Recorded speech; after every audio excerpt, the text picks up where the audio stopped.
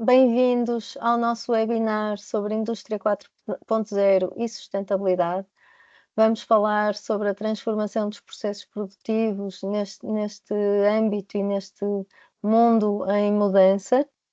Meu nome é Isabel Fonseca, sou responsável da Ozone Academy e vou só aqui fazer uma breve apresentação de quem somos, o que fazemos na Ozone e depois dar início ao nosso webinar, que é para isso que aqui estamos, agradecendo desde já que disponibilizem ou que tenham disponibilizado esta hora para estar aqui connosco a falar um pouco sobre este tema.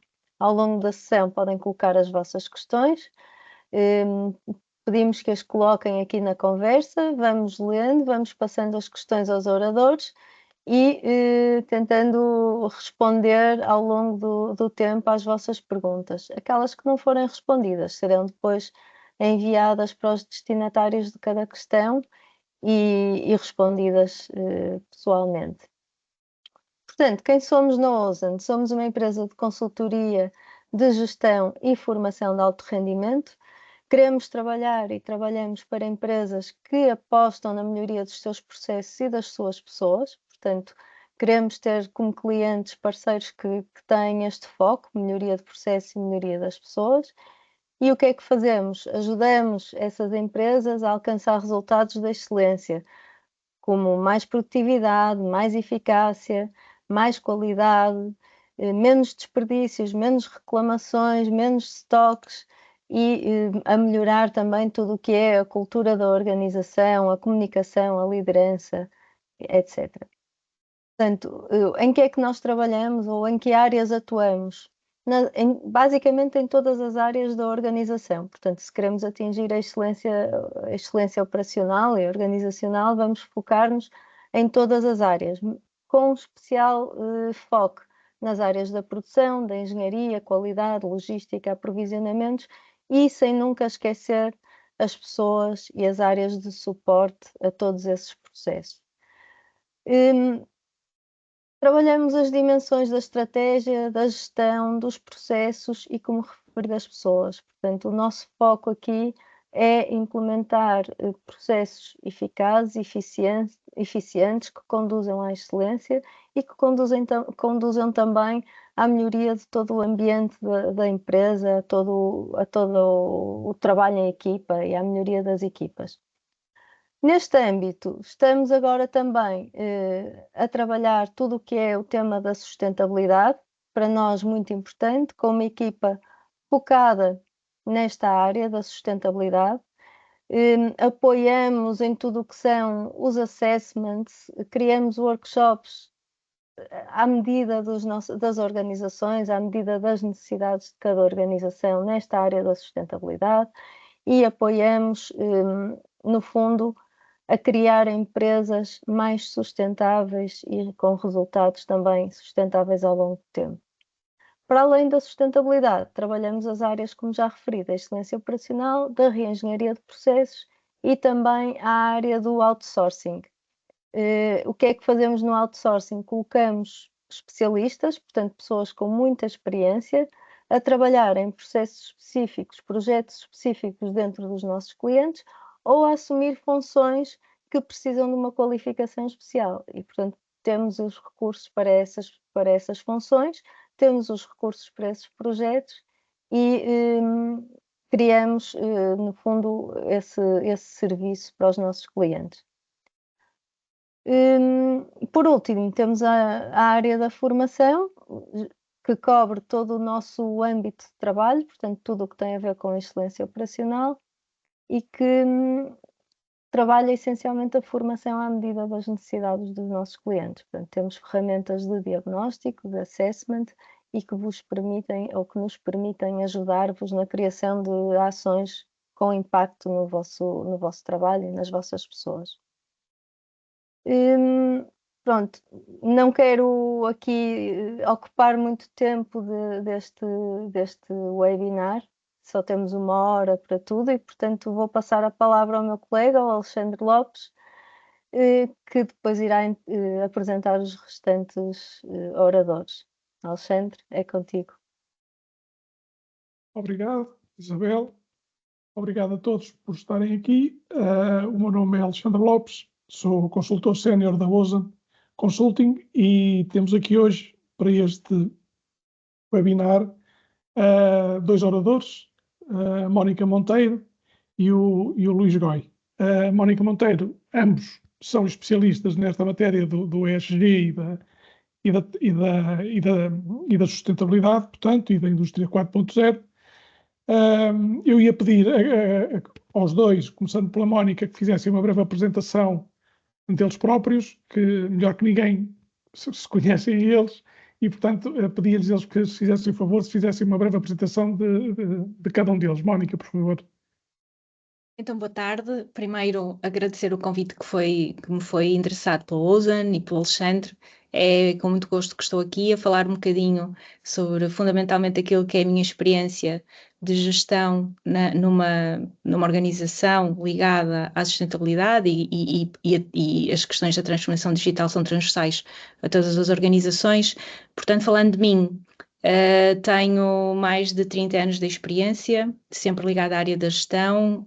Sou atualmente, estou numa sabática, numa licença sabática para me dedicar da empresa, para me dedicar à investigação e à docência, que é uma atividade também que eu tenho e que muito me realiza, e também investigar nestas temáticas, sustentabilidade e transformação digital, complementando, digamos assim, aquilo que é o conhecimento prático e de terreno, agora com toda a parte mais, digamos, teórica e académica. E, portanto, penso que esta é a minha apresentação, portanto, não vale a pena me alongar mais.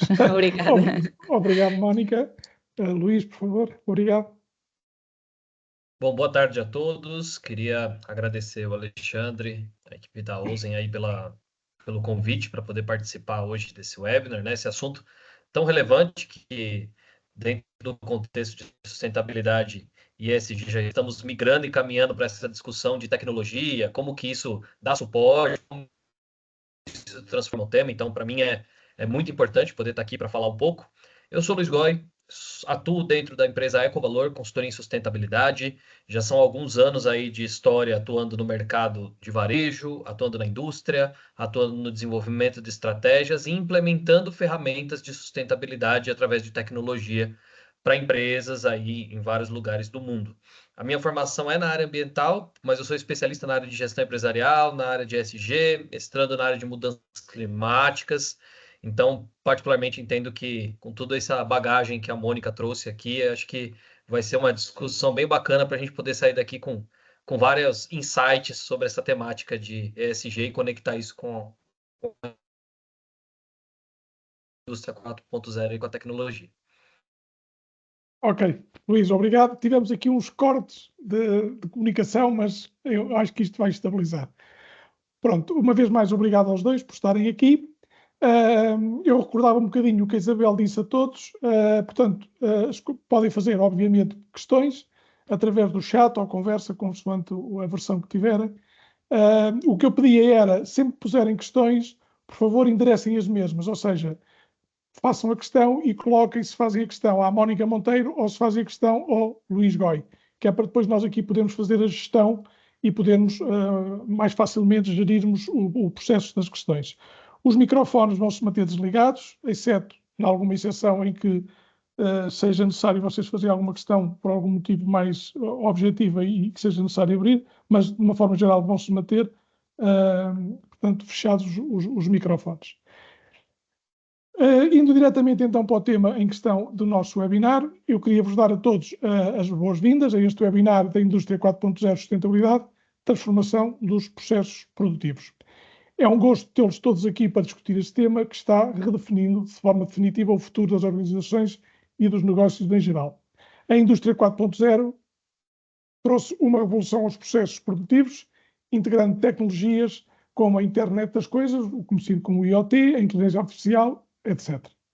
Mas uma coisa é muito importante. Para além da eficiência e da inovação, há uma questão que é muito importante e que é essa, precisamente, que nos traz aqui hoje. É como é que esta transformação está a influenciar a maneira como as empresas estão a operar, tornando-as mais eficientes, quer ambientalmente, quer socialmente. ou seja, mais responsáveis nestas duas áreas. O nosso objetivo com este webinar é fornecer-vos conhecimentos de valor e práticos para as vossas organizações, de forma a que possam aplicar os mesmos nas vossas empresas, contribuindo para um futuro melhor, mais sustentável, quer na empresa, quer na comunidade onde a vossa empresa se insere. Juntos, com estes dois especialistas que aqui temos, a Mónica e o Luís, estamos seguros que vamos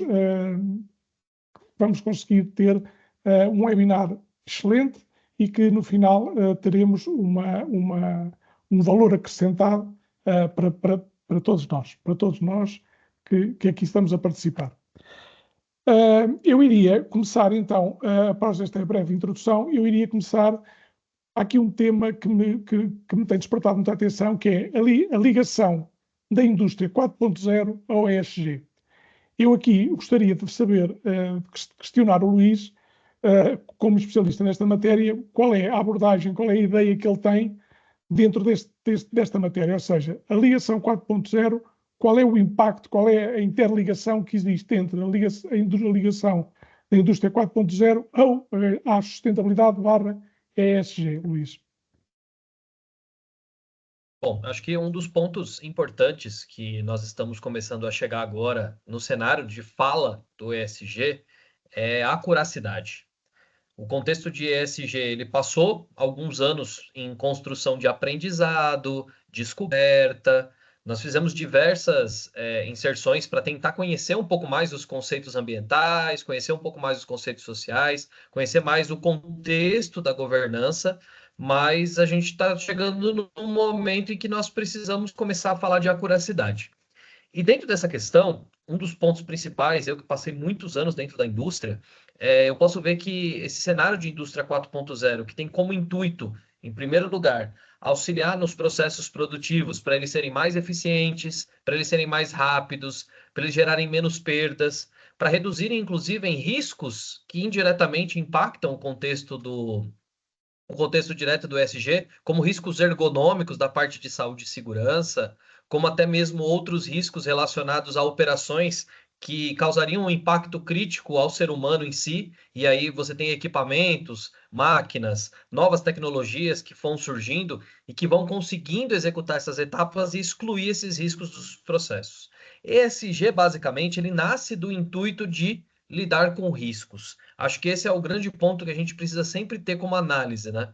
Se a sustentabilidade ela é um conceito muito filosófico, onde as pessoas precisam pensar de forma ambientalmente correta, de forma socialmente justa e economicamente viável, o ESG basicamente é como que eu olho para todo esse contexto na visão de riscos e como eu minimizo esses riscos para eu ter uma melhor relação de negócios. E a indústria 4.0 basicamente ela já vinha, claro, em uma vertente olhando prioritariamente para a produtividade, trazendo essa mesma direção.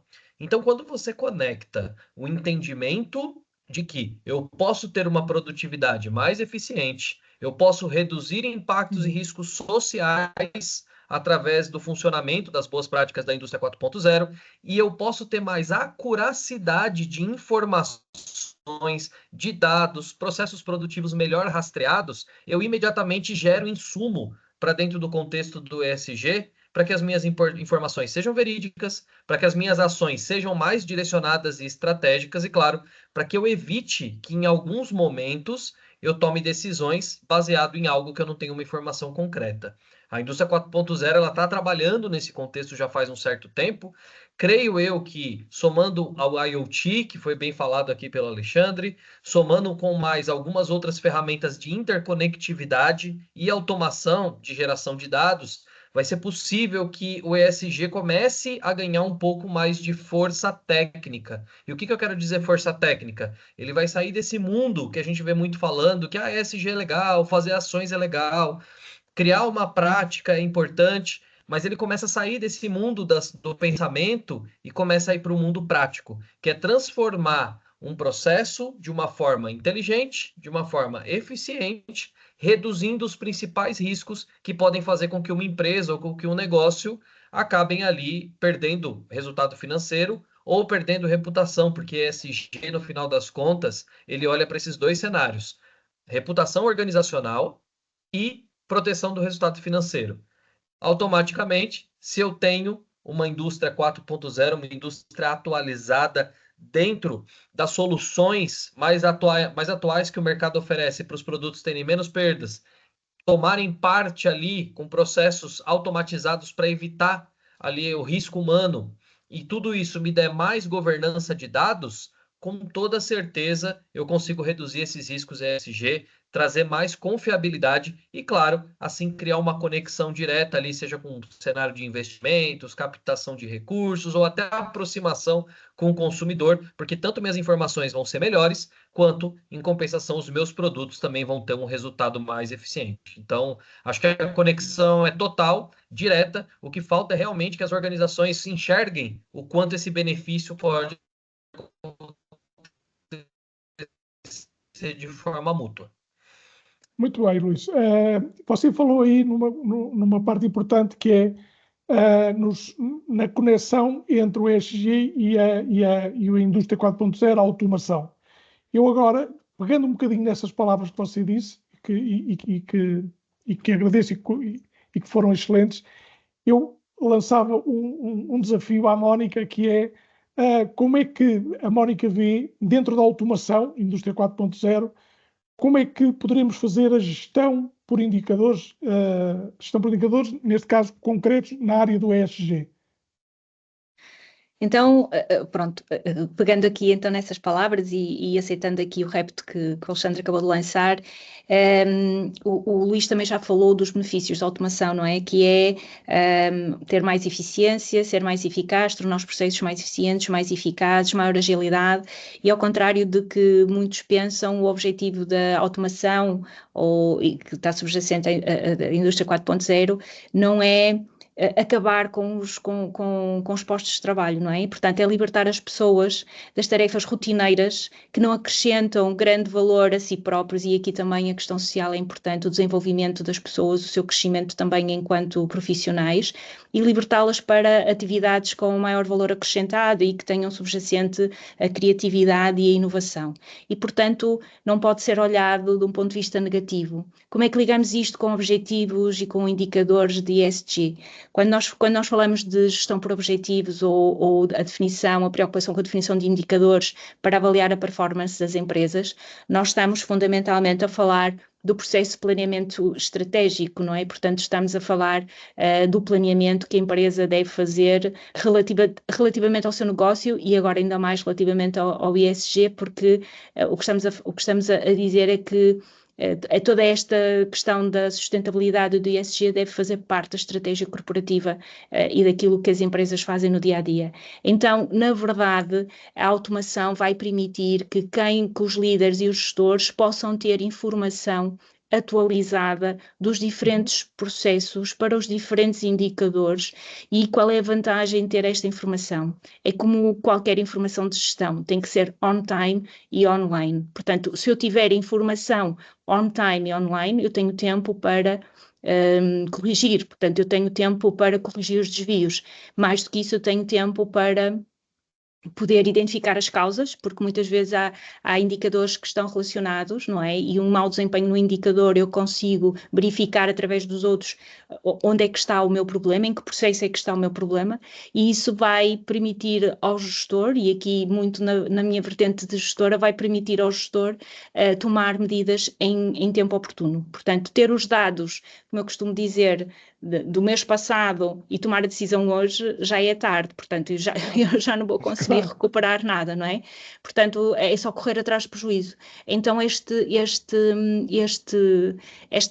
facilidade que a indústria 4.0 dá, e depois com todas as outras ferramentas, não é? Se falarmos aqui de sistemas preditivos, e tudo isto vai permitir ao gestor antecipar, dentro do possível, os possíveis impactos das suas ações, das ações que são tomadas hoje, e isso vai permitir também resolver as questões antes de que elas sejam efetivamente, voltamos a falar do risco, não é? Antes de que seja um problema, ainda é só uma possibilidade, é só um risco. Então, nós conseguimos fazer essa gestão antecipadamente.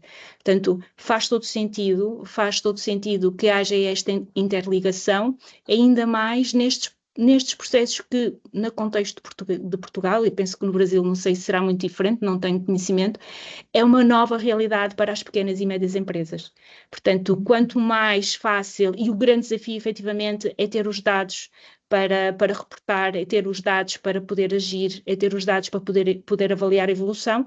Portanto, quanto mais automação nós tivermos, não é? Quanto mais dados nós tivermos, e esses dados possam ser trabalhados para se tornarem informação, porque é outra questão, então melhor será, digamos assim, a nossa atuação, melhor será o desempenho, como também o Luís já disse, não só do ponto de vista de governança, do ponto de vista social e fundamentalmente do ponto de vista financeiro, que no final do dia é o que os gestores também querem, não é? Certo.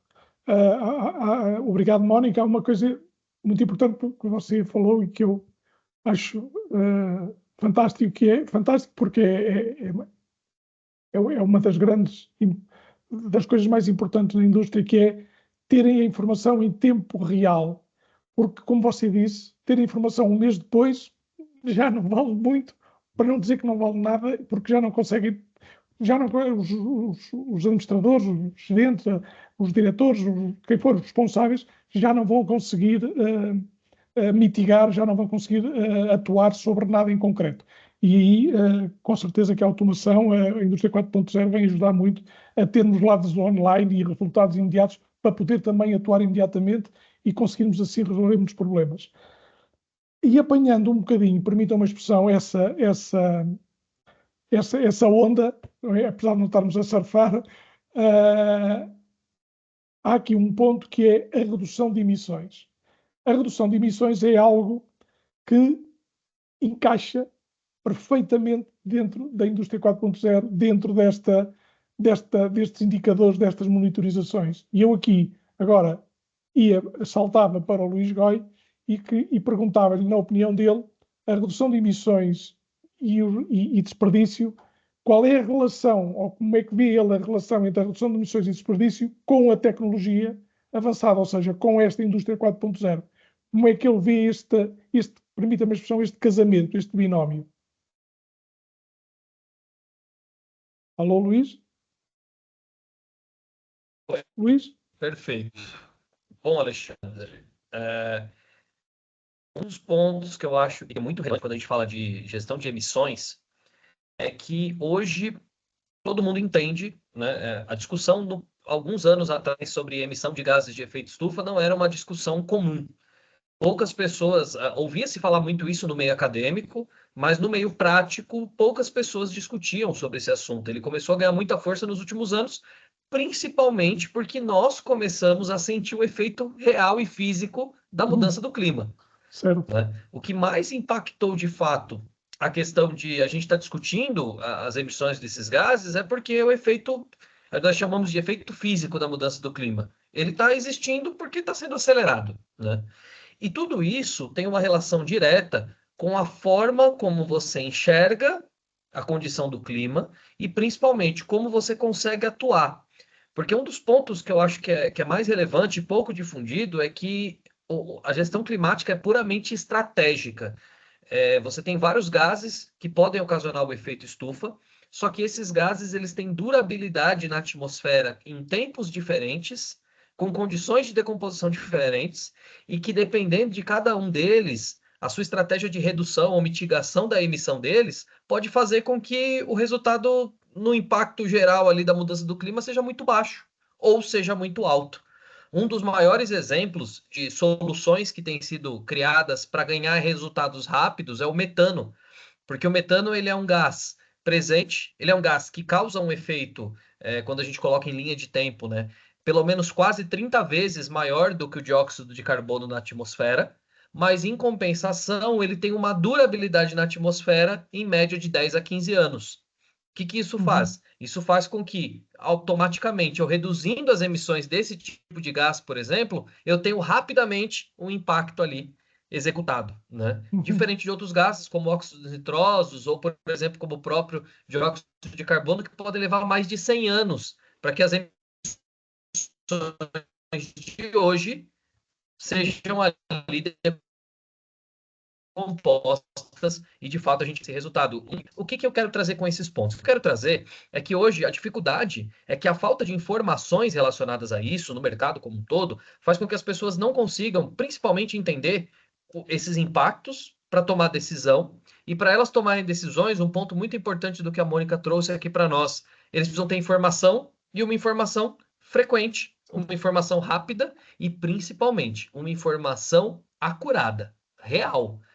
E hoje, o que nós mais vemos no mercado é que a informação dos gases de efeito estufa ainda não tem essa acuracidade.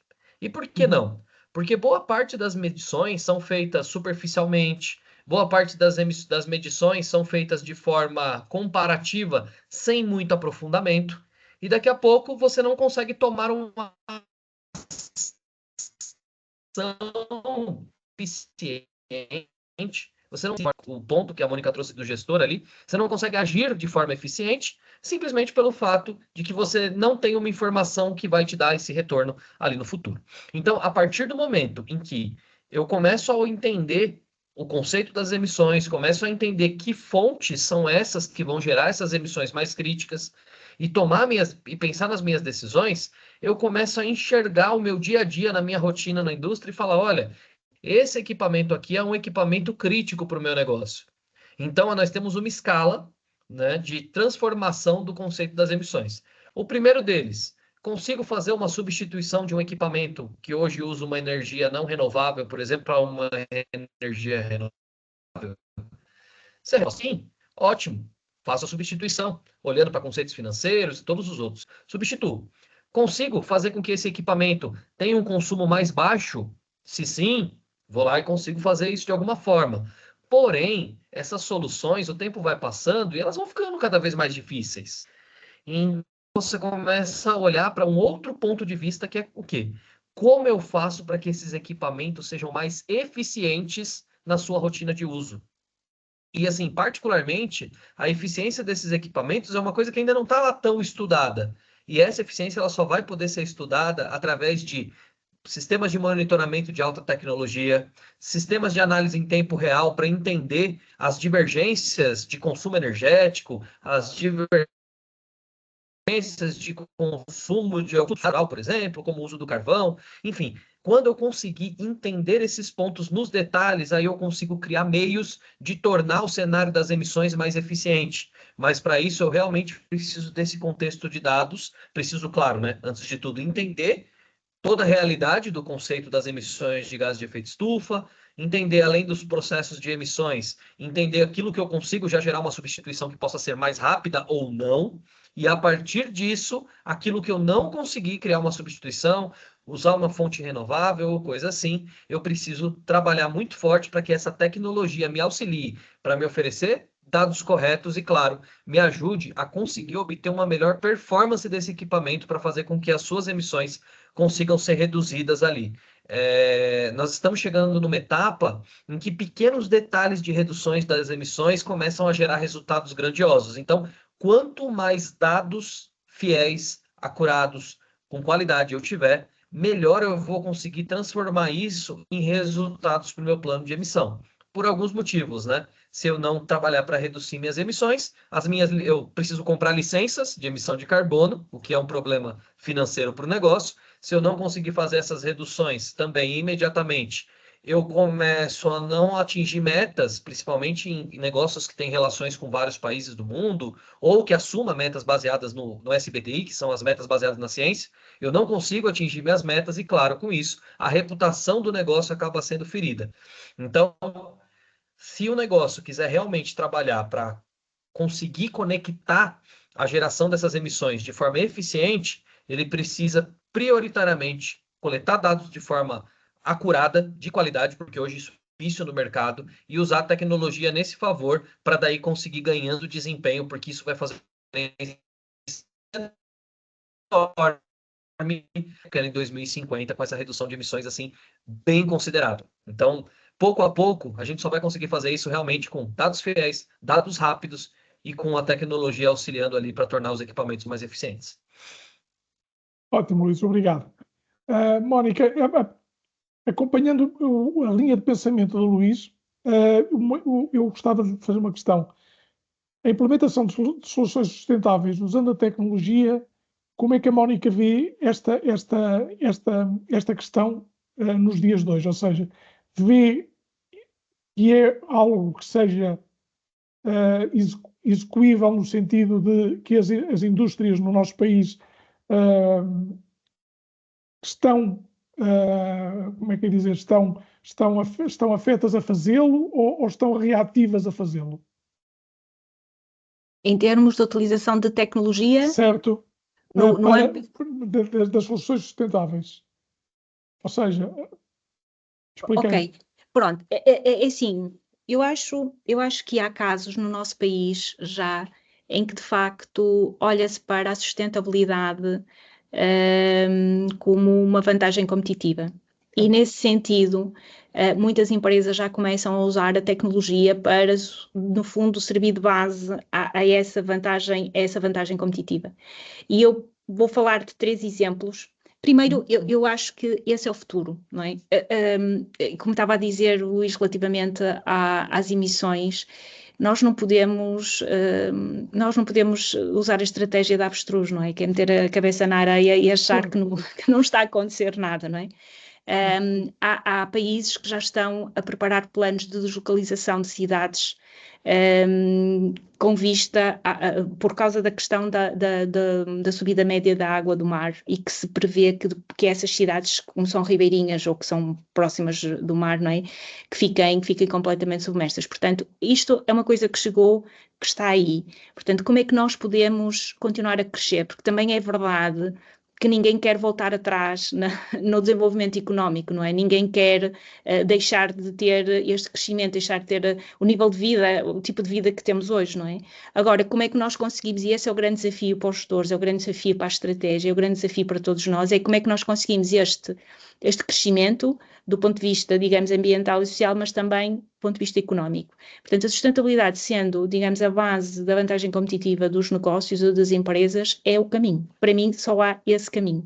Então, há 3 empresas que eu gostava de trazer, que eu conheci os seus exemplos, uma conheço muito bem, já vou falar qual é, que é a Lipor, mas há outras 2 que eu conheci recentemente e que fiquei, confesso que encantada com os seus exemplos e muito orgulhosa de dizer que também se fazem coisas muito boas em Portugal, que às vezes a gente acha que é só lá fora, mas não, também se fazem coisas muito boas em Portugal. Então a primeira é a Alma Science. A Alma Science é uma empresa de Lisboa, é pequena, é relativamente pequena, mas então o que é que eles fazem?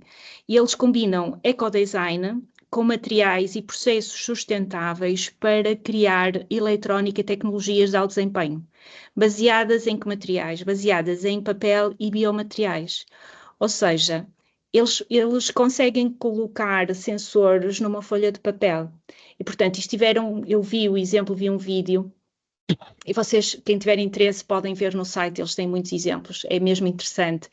Eles conseguem, com uma folha de papel colocada na prateleira de um supermercado, gerir, digamos assim, os estoques em tempo real, à medida que o cliente vai e pega do produto da prateleira do supermercado, está a atualizar o sistema porque sai aquele produto, tem aquilo que funciona tipo balança e, portanto, dá baixa, digamos, do produto e atualiza o estoque. Simplesmente, é uma folha de papel, é barato, é reciclável, é tecnológico, portanto, e tem imensas possibilidades de utilização. Portanto, é de facto uma coisa que eu fiquei mesmo muito, digamos que encantada, porque é mesmo um exemplo bonito. Portanto, juntam ciência, tecnologia e sustentabilidade, não é? Materiais orgânicos e sustentáveis. Portanto, este é um caso. Um outro caso também, e aqui é uma empresa aqui do Porto, que é a SmartWatt, também tive a oportunidade de conhecer. No fundo, apresentam aqui soluções inteligentes para a gestão da energia e eficiência energética, que tem muito a ver com aquilo que o Luís acabava de falar, não é? A questão das emissões, a questão dos consumos de energia e, portanto, o que eles têm, as empresas conseguem também controlar, monitorizar em tempo real, quer os consumos, quer as zonas onde está a ser consumido, se há necessidades de otimização nos diferentes equipamentos, portanto, é efetivamente e têm esses dados, lá está, os gestores têm os dados online, têm uma plataforma e que está a cair regularmente lá a informação e pode ser, portanto, e permite a tomada de decisão. uma outra... Falando agora daquele caso que eu conheço mesmo bem, que é o caso da Lipor. Portanto, a Lipor, não só pela sua atividade, trabalha, desde sempre nasceu na área da sustentabilidade, por causa de trabalhar na área do ambiente, mas há uns anos atrás notou-se a necessidade de digitalizar todo o serviço de recolha de resíduos. Portanto, o serviço de recolha de resíduos, para quem é da área, digamos, dos municípios de influência da Lipor, aqui na zona do Porto, sabe que há diferentes tipos de recolha, e o que se achou foi que nós precisávamos ter informação para, lá está, otimizar e tornar mais eficientes este trabalho, que é feito por muitos caminhões todos os dias do ano, a recolher diferentes tipos de material, e então o que fizemos foi realmente uma plataforma para digitalizar todo este processo, que começou, mais uma vez, pela automação, pela sensorização dos contentores, pela sensorização das viaturas, pela leitura automática das matrículas dos caminhões, por termos quem faz a análise destes dados, porque estes dados estão regularmente a cair digamos assim, na base de dados, e podemos saber exatamente em qualquer momento se a casa X ou a casa Y, ou o contentor X ou o contentor Y foi colocado à recolha. Portanto, se a pessoa está a participar ou não na separação e na reciclagem multimaterial, e isso já permitiu tomar ações direcionadas, perguntar à pessoa se tem algum problema, se aconteceu alguma coisa, porque é que não está a colocar à recolha. Portanto, além de tornar todos os circuitos muito mais eficientes do ponto de vista do custo, permite-nos antecipar na relação com o município, na relação com, digamos, o nosso cliente, percebendo as suas dificuldades e as suas dores, ajustando depois, não é, todo o resto que está do serviço àquilo que faz sentido. Portanto, estes são 3 casos, mas eu tenho a certeza que existem muitos mais em Portugal. No Brasil, então, devem existir muitos, porque o Brasil só é quase um continente, portanto, deve existir muitas outras realidades. Portanto, o que eu acho que é de ressalvar é que é possível usar a sustentabilidade como vantagem competitiva, usando para isso as tecnologias e a transformação digital e a indústria 4.0. Contudo, acho que é importante nós termos noção, e acho que é agora o que se está a fazer, é como é que nós podemos tornar a tecnologia também mais sustentável. Porque esta questão da inteligência artificial, esta questão... tudo isto também tem um impacto, não é? Portanto, quando falamos de dados,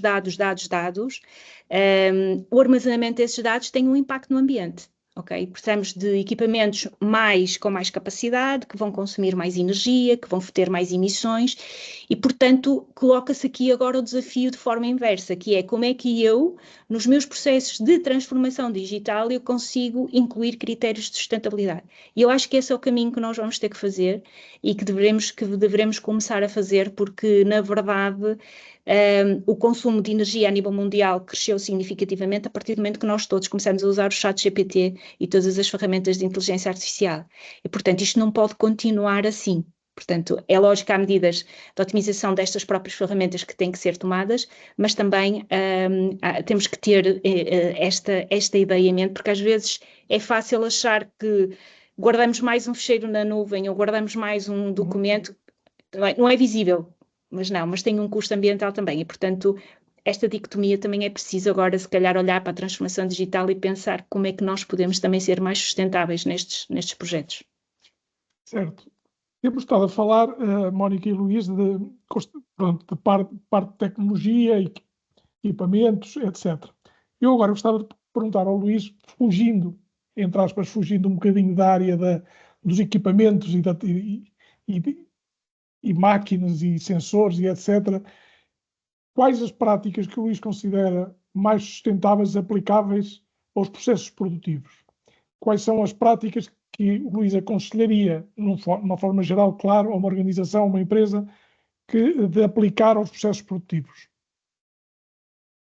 Bom, tenho acompanhado muitas empresas por aí, né, Claro. com várias práticas, são exemplos de todos os tipos.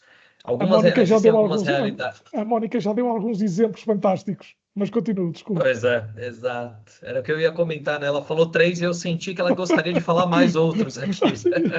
Já deu 3 grandes espetaculares. Sim, continua. Mas alguns pontos que eu vejo que são importantes é que, assim, a grande vantagem da indústria é que a indústria é um ambiente de pura inovação. E, assim, quando eu falo de inovação, eu não falo de inovação só como tecnologia. As pessoas da indústria respiram inovação o tempo todo. É fantástico, porque a indústria ela precisa inovar, porque se no passado ter um produto específico era uma vantagem competitiva, hoje em dia o produto não é mais vantagem competitiva, porque você cria ele hoje, amanhã tem mais 15 vendendo igual a você, provavelmente com preço melhor, né? Então isso daí faz o ambiente da indústria ser assim um ambiente de pura inovação, o tempo todo criando, pensando, desenvolvendo. E eu tenho visto algumas coisas dentro da indústria que eu tenho achado fantásticas, que tem desenvolvido algumas formações de novidades ali que eu acho que são legais de compartilhar. Uma delas que eu tenho visto é que as indústrias têm trabalhado, não está dentro da indústria, mas tem sido retorno para a indústria, tem trabalhado fortemente com uma coisa que a gente chama de rotas verdes. Ela tem criado rotas com sistemas de abastecimento de veículos com combustíveis específicos, porque esses combustíveis não estão disponíveis em qualquer lugar, mas em compensação ela delimita uma rota com um trecho dos quais esses veículos precisam ir para levar produto, trazer produto, né? Seja downstream ou upstream, como a gente chama. Ela cria essa rota e nessa rota ela determina 2 pontos de abastecimento de algum tipo de combustível limpo e renovável. No Brasil, o que a gente está mais discutindo nos dias de hoje é o biometano, né, que está crescendo aqui no país de uma forma bem absurda, como tem o etanol, como tem também o próprio biogás, enfim, isso é uma das práticas ali do lado de fora das indústrias que tem crescido. Um outro ponto que eu tenho visto é que as indústrias têm trabalhado muito forte com uma sistemática de motores de baixo consumo de energia, né? Elas têm trabalhado muito em trazer motores que tenham sistemas de evitar sobreaquecimento, evitar o uso em período de desuso, sistemáticas que têm trabalhado com essa forma. E um outro ponto, que assim, para pelo menos ter 3 exemplos legais aqui que eu acho que funcionam, é a questão de estabelecer alguns processos de uso de embalagens que sejam mais eficientes. Embalagem que eu digo eficiente são embalagens que servem para vários usos dentro do processo produtivo. É engraçado a gente entender o contexto de embalagens de produtos, porque nós, como consumidores, enxergamos isso lá no final. De que material essa embalagem é feito? Para onde ela vai? Se vai ser descarte, se vai virar resíduo. Mas dentro dos processos produtivos, as empresas já estão olhando para isso e vendo que existem embalagens que talvez tenham um impacto maior, que são embalagens, às vezes, só para um produto, entre um processo produtivo e outro. Às vezes são embalagens, às vezes são contentores ou coisas do tipo, e que isso se perde com o tempo. Então, as empresas estão trabalhando com meios de transportar internamente alguns produtos, com embalagens que podem ser usados para vários usos, com materiais que são de alta reciclabilidade e, principalmente, com produtos e materiais de transporte que não emitam gases de efeito estufa. Então, essas soluções dentro das indústrias têm funcionado bem, tem sido bastante interessante ver isso acontecer dentro das empresas, né? E principalmente as empresas olhando muito para essa entrada e saída de materiais, porque dentro da indústria em si, ela tem um ambiente puro de inovação ali que ela vai pensando nas soluções. Mas quando ela começa a olhar para a porta de entrada e para a porta de saída, ela começa a ver que ela também precisa criar soluções para aquilo, porque também há grandes impactos nesse processo. Então, acho que esses 3 exemplos são coisas bacanas que eu tenho visto. Tem muitos outros, uma infinidade de pequenas soluções, que quando a gente junta várias soluções pequenas se transformam em grandes soluções, né? Tem uma infinidade de outras coisas que eu vejo acontecer, mas essas eu acho que são coisas assim que têm levado a pensar e que o resultado tem sido maior do que o esperado. Perfeito, Luís. Obrigado. Temos estado a falar aqui sempre os vários tópicos que temos falado são ligados, sobretudo, à parte ambiental. Eu gostava de lançar um desafio à Mónica, que era saltarmos, permita-me a expressão, um bocadinho para o pilar social do ESG. E como é que enquadramos o pilar social do ESG de que forma o AI enquadra, portanto, a inteligência artificial enquadra no pilar social? Qual é a sua opinião? Como é que vê esta questão, Mónica. Então, pronto, o Luís falou no início, não é? Que o ESG é, digamos assim, eu costumo dizer que o ESG é, ok, nós vamos operacionalizar os conceitos da sustentabilidade nestes três pilares, não é? E é muito claro o que é que se tem que fazer ou quais são as temáticas dentro de cada pilar, e no social, refere-se fundamentalmente ou está ligado à forma como as empresas se relacionam com os seus colaboradores e com a sociedade na qual está inserida. É certo que, penso que no Brasil também será igual, mas em Portugal grande parte das coisas que estão dentro do social para nós já são imperativos legais, portanto as empresas têm que os cumprir. Mas hoje em dia não se deve olhar para estas coisas só porque é obrigatório, não é? Já não é um nice to have, ou pensar de forma diferente, ou falar de diversidade, inclusão, que também já existe lei para isso. Mas é uma must-have. Porquê? Porque é que as empresas devem olhar para isto? E já lá chegamos à questão do AI. As empresas devem olhar para isto como realmente uma necessidade, porque também, como o Luís teve a oportunidade de falar, esta questão do ESG já não é só porque é bom ou devemos ter, não, é porque na verdade isto tem um impacto direto, quer do ponto de vista de mercado, não é? Os consumidores estão muito mais conscientes e, portanto, já não aceitam qualquer coisa, não aceitam qualquer produto feito de qualquer forma, porque na verdade também o termo... o impacto que isto pode ter na reputação da empresa é muito grande. E no social, onde é que se pode ver isso? Ou como é que isso se pode refletir? Pode-se refletir na capacidade de atrair talento e de manter esse talento na empresa. Eu não digo reter talento porque eu não gosto muito do termo reter, parece que estamos a aprisionar as pessoas devem ficar porque se sentem bem, e é o que o social traz, não é? Garantir que a empresa pensa na pessoa e não só enquanto determinada tarefa. Portanto, na verdade, e também há outra questão que eu tenho percebido aqui mais recentemente, é que hoje em dia já não são as empresas que escolhem os seus colaboradores, são os colaboradores que escolhem as empresas onde querem trabalhar, não é? Claro que para isso a empresa escolhe dentro daquele grupo que se identifica com o seu propósito, com a sua forma de estar, com a sua missão. E aqui o social tem um impacto muito grande, mais uma vez, em termos reputacionais. Como é que a AI pode ajudar? Ou como é que nós podemos incluir a AI nestas práticas? Quando falamos, por exemplo, do aspecto da diversidade e inclusão, não é? Um bom algoritmo de inteligência artificial, que já há vários, não é? Pode ajudar, por exemplo, na análise de currículos, garantindo a completa imparcialidade, não é? Relativamente àqueles aspectos para os quais não se deve, ou cumprindo os princípios da diversidade e inclusão, não deve ser critério, não é? Que é a raça, que é a idade, que é o sexo, portanto, pronto. Numa primeira etapa, portanto, esta análise aí, e já existem muitos algoritmos, pode fazer isto e pode garantir esta imparcialidade. Depois, quando falamos que também está dentro do social as questões também já faladas, o Luís também já falou, de segurança e de ergonomia e de trabalho, não é? Higiene e segurança no trabalho e saúde. Hoje há isto para tudo, não é? Há plataformas para tudo. Por exemplo, na questão, digamos, da saúde, não é?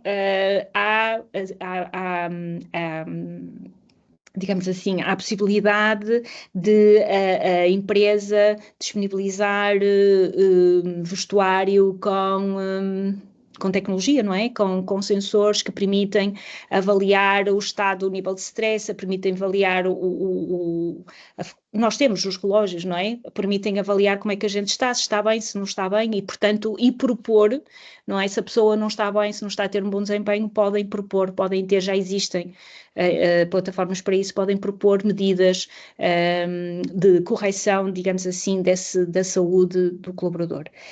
O que é importante nisto tudo? É importante também, acima de tudo, e também descobri que também já existe aí para isso, é a questão da ética na utilização dos dados dos colaboradores, não é? Portanto, aqui este é, digamos assim, deve ser a grande preocupação dos gestores de recursos humanos. Eu sei que existe esta preocupação, não é? Também existe legislação, a Lei Geral de Proteção de Dados, mas quando falamos de saúde, quando são dados muito sensíveis, e é preciso que haja esse cuidado. Ou seja, aí pode ajudar a empresa, digamos assim, a cuidar melhor das suas pessoas, quer seja a sociedade envolvente, e aqui a sociedade, por exemplo, uma das coisas que sempre nos preocupou na LIPOR foi que sempre fizemos um grande investimento na sociedade envolvente, portanto o pilar social era um pilar muito importante para nós, mas não conseguíamos medir o impacto. Não conseguíamos medir o impacto, não conseguíamos medir o retorno disso. Ok, nós sabíamos que havia um retorno em termos de reputação, em termos de marca, mas até onde é que ia esse retorno? Até onde ia esse impacto? Já existem ferramentas de inteligência artificial que permitem fazer esse cálculo. E, portanto, para quem vai tomar mais uma vez a decisão de investir num programa de responsabilidade social, seja de apoio a uma instituição, da comunidade onde está inserida, precisa de ter, os financeiros, os gestores precisam ter uma noção real de qual vai ser o impacto que vai ter para a organização. E aí pode ajudar aqui, já existe isso. Portanto, o que me parece é que hoje em dia quase que não, podemos dizer que não há impossíveis para estas questões da tecnologia, não é? Agora, é importante sempre nunca esquecer as questões éticas associadas, porque esse vai ser o grande desafio para o futuro, garantir que realmente os dados e a informação é usada, sempre na medida certa e da melhor forma possível. E, curiosamente, só para terminar, também fiquei a saber existe uma aplicação da inteligência artificial para gerir a ética das empresas, que analisa documentos e verifica-se. Eu acho isto fantástico, não é? Quer dizer, portanto, deixo com este pensamento. Ótimo, fantástico. Pronto, eu agradeço e realmente estas informações que nos passaram, foi realmente fantástico. Eu devo dizer que da minha parte aprendi imenso com os exemplos dados pela Mónica e pelo Luís e que puderam partilhar connosco. Agradeço a todos, em especial à Mónica e ao Luís, por o tempo que nos dispensaram e pelas ideias e toda a informação que compartilharam connosco. Agradeço a todos os presentes que tiveram neste webinar. E esperamos vê-los em breve noutra oportunidade. Obrigado a todos mais uma vez e até à próxima. Boa noite.